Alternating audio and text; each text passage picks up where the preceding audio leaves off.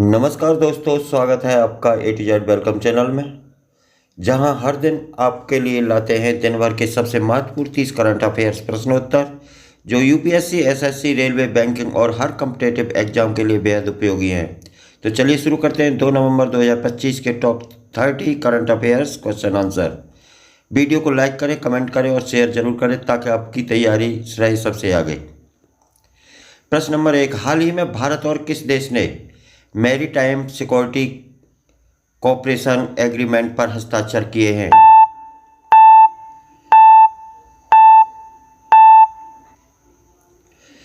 इसका जवाब है इंडोनेशिया के साथ।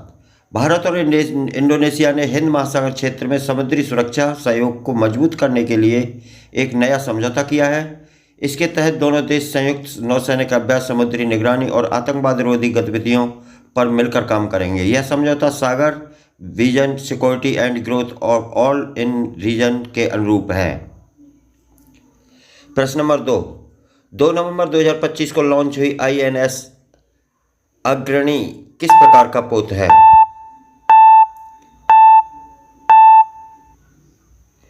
इसका जवाब है गाइडेड मिसाइल डिस्ट्रॉयर।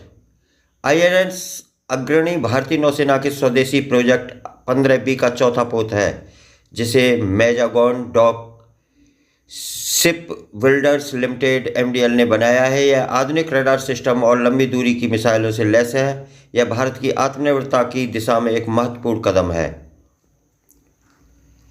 प्रश्न नंबर 3, हाल ही में भारत में नेशनल क्लीन एयर मिशन 2 की शुरुआत किस मंत्रालय ने की?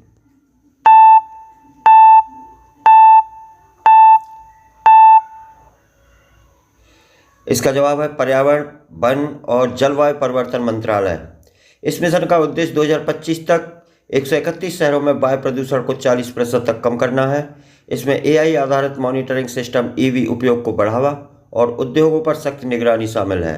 मिशन 2 को 17,000 करोड़ के बजट से लागू किया जा रहा है।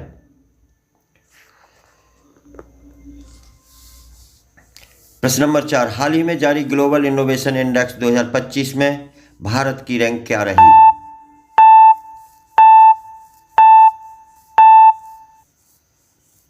इसका जवाब है 36वां स्थान रहा। वाइपो द्वारा जारी इस रिपोर्ट में भारत ने लगातार 8वें वर्ष अपनी रैंकिंग में सुधार किया। देश ने ICT सेवाएं, पेटेंट आवेदन और स्टार्टअप इकोसिस्टम में बेहतर प्रदर्शन किया। शीर्ष स्थान स्विट्जरलैंड को मिला, जबकि भारत एशिया में शीर्ष 3 नवाचारशील देशों में शामिल हुआ। प्रश्न नंबर 5, किस भारतीय राज्य ने मिशन कृषि विकास 2040 लॉन्च किया?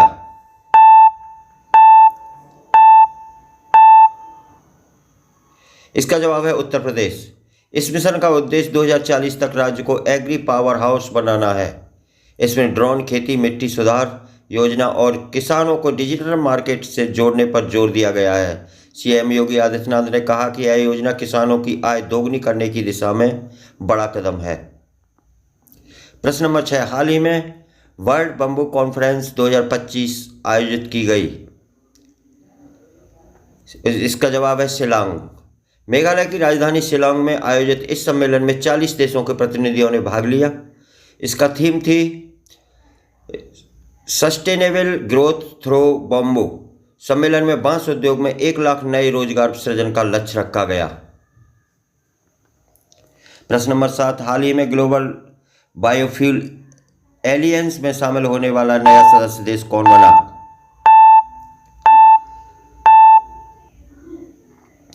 इसका जवाब है केन्या।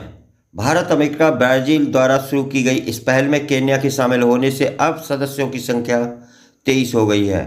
इसका उद्देश्य जैव ईंधन उत्पादन और उपयोग को वैश्विक स्तर पर बढ़ावा देना है। भारत इसका स्थायी सचिवालय नई दिल्ली में स्थापित कर रहा है। प्रश्न number 8, climate resilient cities index 2025 में कौन सा भारतीय शहर शीर्ष 10 में शामिल हुआ है?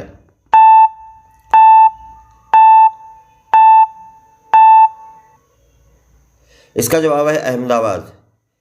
United Nations human satellite programme द्वारा जारी इस इंडेक्स में अहमदाबाद को जलवायु अनुकूल शहरी नीतियों के लिए सराहा गया।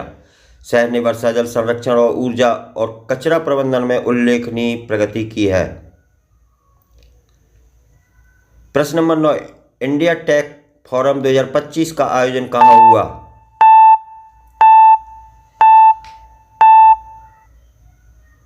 इसका जवाब है नई दिल्ली में। यह कार्यक्रम इलेक्ट्रॉनिक्स और सूचना प्रौद्योगिकी मंत्रालय द्वारा आयोजित किया गया।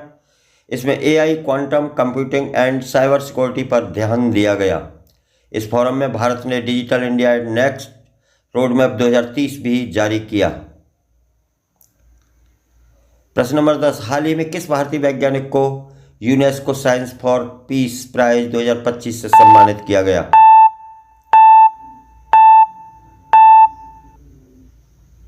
इसका जवाब है डॉक्टर स्वाति पांडे।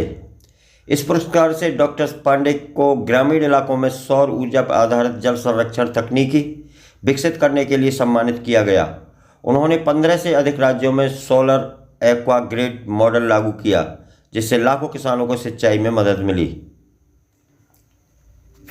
प्रश्न नंबर 11, भारत ने हाल ही में किस देश के साथ डिफेंस इंडस्ट्रियल पार्टनरशिप एग्रीमेंट पर हस्ताक्षर किए? इसका जवाब है दक्षिण कोरिया के साथ। इस समझौते का उद्देश्य रक्षा तकनीकी के संयुक्त उत्पादन और अनुसंधान को बढ़ावा देना है।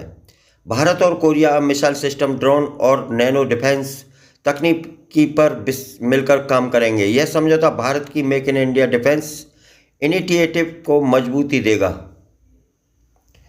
प्रश्न नंबर 12, हाल ही में नेशनल स्किल इंडेक्स 2025 में प्रथम स्थान किस राज्य को मिला?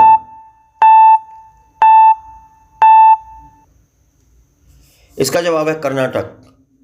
नीति आयोग द्वारा जारी इस रिपोर्ट में कर्नाटक को उच्च गुणवत्ता वाले स्किल डेवलपमेंट प्रोग्राम्स और स्टार्टअप लिंक ट्रेनिंग के लिए सराहा गया। राज्य में डिजिटल स्किल हब्स और उद्योग संयुक्त पाठ्यक्रमों में रोजगार दर बढ़ाई गई है। प्रश्न नंबर 13, हाल ही में भारत ने कौन सा सैटेलाइट सफलतापूर्वक लॉन्च किया?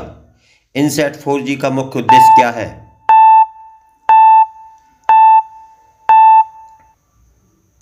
इसका जवाब है संचार उपग्रह। इसरो ने श्रीहरिकोटा से इनसैट 4G को सफलतापूर्वक लॉन्च किया है। यह 5G नेटवर्क कवरेज, टेलीमेडिसिन और ग्रामीण इंटरनेट सेवाओं को सशक्त करेगा। उपग्रह का निर्माण भारतीय अंतरिक्ष अनुसंधान संगठन द्वारा पूरी तरह स्वदेशी तकनीक से हुआ है।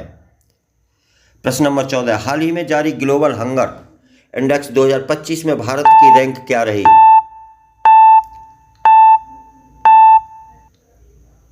इसका जवाब है 106वां स्थान रहा।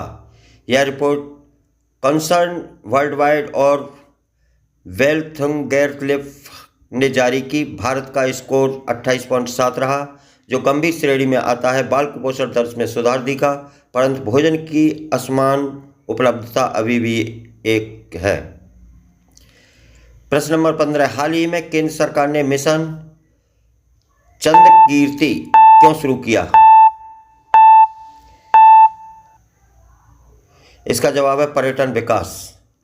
मिशन का उद्देश्य बौद्ध पर्यटन सर्किट को वैश्विक पहचान दिलाना है। लद्दाख, बिहार, उत्तर प्रदेश, नेपाल के बौद्ध स्थलों को एकीकृत रूप से विकसित किया जाएगा। यूनेस्को के सहयोग से 500 करोड़ रुपए का निवेश प्रस्तावित है। प्रश्न नंबर 16, किस संगठन ने AI for education India programme 2025 launch किया?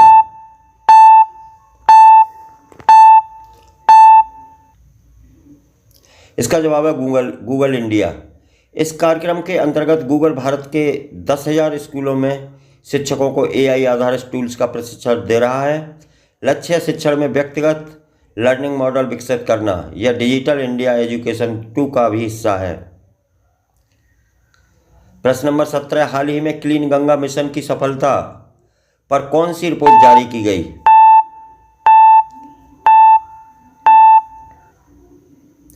इसका जवाब है नमामि गंगे प्रोग्रेस रिपोर्ट 2025। इस रिपोर्ट में बताया गया कि गंगा के 87% हिस्से का जल गुणवत्ता स्तर स्नान योग्य हो गया है। मिशन के अंतर्गत 195 नए सीवेज ट्रीटमेंट प्लांट स्थापित किए गए हैं। यह प्रधानमंत्री की स्वच्छ जल स्वच्छ भारत पहल की सफलता का प्रतीक है। प्रश्न नंबर 18, हाल ही में किस भारतीय खिलाड़ी ने वर्ल्ड पारा एथलेटिक्स चैंपियनशिप 2025 में स्वर्ण पदक जीता?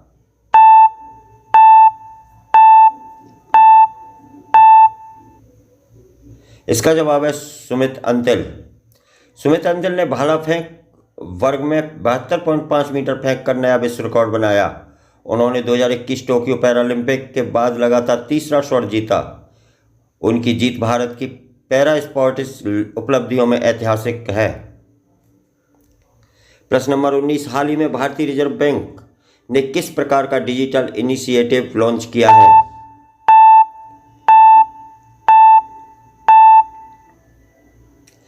इसका जवाब है स्मार्ट केवाईसी प्लेटफॉर्म। यह प्लेटफॉर्म एआई आधारित है जो ग्राहक की पहचान को तेजी और सुरक्षित रूप से सत्यापित करता है। इसका उपयोग सभी बैंकों और एनबीएफसीएस में अनिवार्य किया जाएगा। यह धोखाधड़ी कम करने और डिजिटल बैंकिंग में पारदर्शिता लाने की दिशा में कदम है। प्रश्न नंबर 20, किस भारतीय विश्वविद्यालय को क्यूएस एशिया यूनिवर्सिटी रैंकिंग 2025 में शीर्ष 50 में स्थान पर मिला?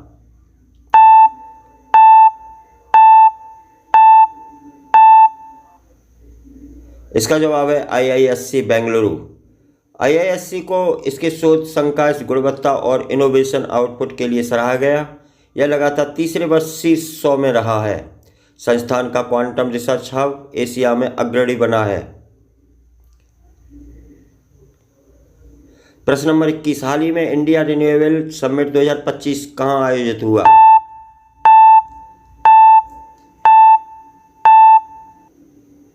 इसका जवाब है नई दिल्ली में।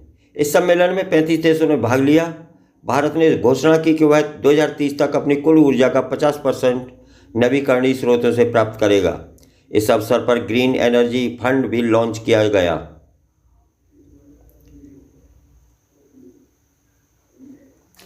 प्रश्न नंबर 22, हाल ही में किसने ग्लोबल डेमोक्रेसी इंडेक्स 2025 जारी किया और भारत की रैंक क्या रही?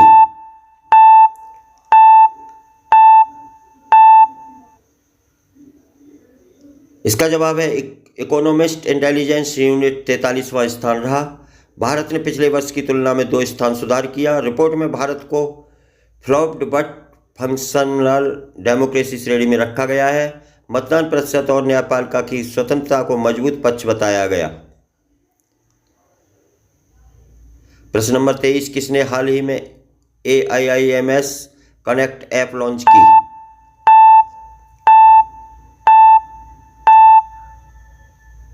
इसका जवाब है स्वास्थ्य मंत्रालय ने। यह ऐप मरीजों को ऑनलाइन अपॉइंटमेंट, टेस्ट रिपोर्ट और टेलीमेडिसिन सुविधा प्रदान करती है। देश के सभी 22 AIIMS अस्पताल अब इस ऐप से जुड़े हैं। यह डिजिटल हेल्थ मिशन का एक अहम हिस्सा है। प्रश्न नंबर 24, हाल ही में भारत में नेशनल ड्रोन फेस्टिवल 2025 कहाँ हुआ?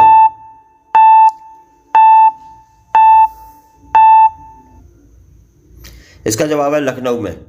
उत्तर प्रदेश की राजधानी में आयोजित इस फेस्टिवल में 500 प्लस स्टार्टअप्स ने भाग लिया। यहाँ कृषि, आपदा प्रबंधन और डिलीवरी सेक्टर के लिए नई ड्रोन तकनीकी के प्रदर्शित की गई। मुख्यमंत्री ने ड्रोन कॉरिडोर प्रोजेक्ट की घोषणा की। प्रश्न नंबर 25, हाल ही में वुमेन इन साइंस अवार्ड 2025 में किसे सम्मानित किया गया?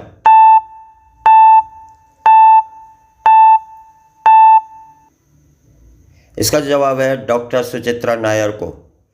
डॉक्टर नायर को बायोटेक्नोलॉजी के क्षेत्र में उत्कृष्ट योगदान के लिए सम्मान मिला। उन्होंने बायोडिग्रेडेबल प्लास्टिक के लिए नई जैविक प्रक्रिया विकसित की। उनका कार्य भारत की ग्रीन टेक्नोलॉजी नीति को महत्वपूर्ण करता है।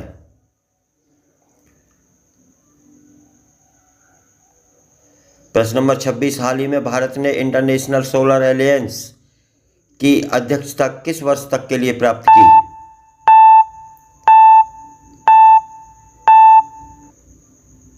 इसका जवाब है 2027 तक। भारत को 2 वर्ष के लिए पुनः अध्यक्ष चुना गया है। ISA का मुख्यालय गुरुग्राम में स्थित है। इसका उद्देश्य और ऊर्जा के वैश्विक उपयोग को बढ़ावा देना और गरीब देशों को सौर परियोजना में सहायता देना है।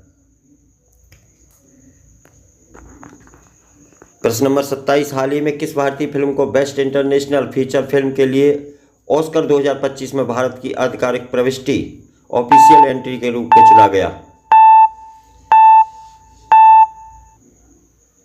इसका जवाब है लापता लेडीज। कियारा कश्यप के निर्देशन में बनी फिल्म लापता लेडीज को भारत की ओर से एकेडमी अवार्ड 2025 कि बेस्ट इंटरनेशनल फीचर फिल्म श्रेणी में आधिकारिक प्रविष्टि के रूप में चुना गया है। फिल्म ग्रामीण भारत की महिलाओं की स्वतंत्रता और पहचान की कहानी पर आधारित है। इसे आलोचकों द्वारा अत्यधिक सराहा गया है। प्रश्न नंबर 28, हाल ही में इंडिया वाटर कंजर्वेशन रिपोर्ट 2025 में कौन सा राज्य शीर्ष पर रहा?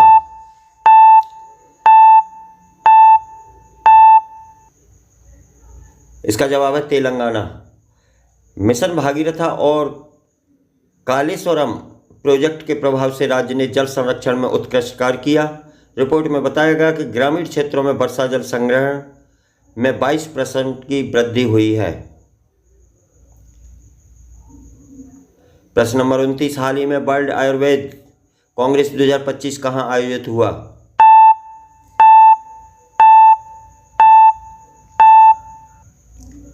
इसका जवाब है उज्जैन में। मध्य प्रदेश के उज्जैन में आयोजित इस कार्यक्रम में 70 देशों ने भाग लिया। सम्मेलन का थीम था Ayurveda for global wellness. Bharat ने घोषणा की कि वह 2026 तक ग्लोबल आयुर्वेद रिसर्च इंस्टीट्यूट की स्थापना करेगा। प्रश्न नंबर 30, 2 नवंबर 2025 को किसे पद्म विभूषण से सम्मानित किया गया?